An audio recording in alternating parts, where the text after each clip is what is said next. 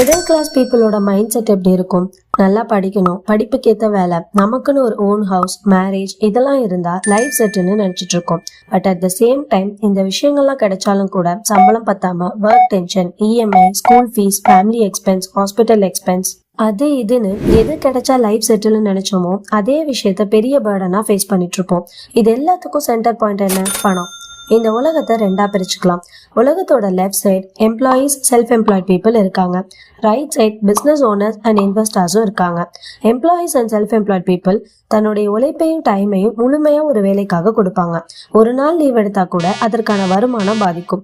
ஆனா வலது பக்கத்துல இருக்க பிசினஸ்மேன் அண்ட் இன்வெஸ்டர்ஸ் ஸ்மார்ட்டா வேலை செஞ்சு தனக்கான பாசிவ் இன்கம் ஜென்ரேட் பண்ணுவாங்க.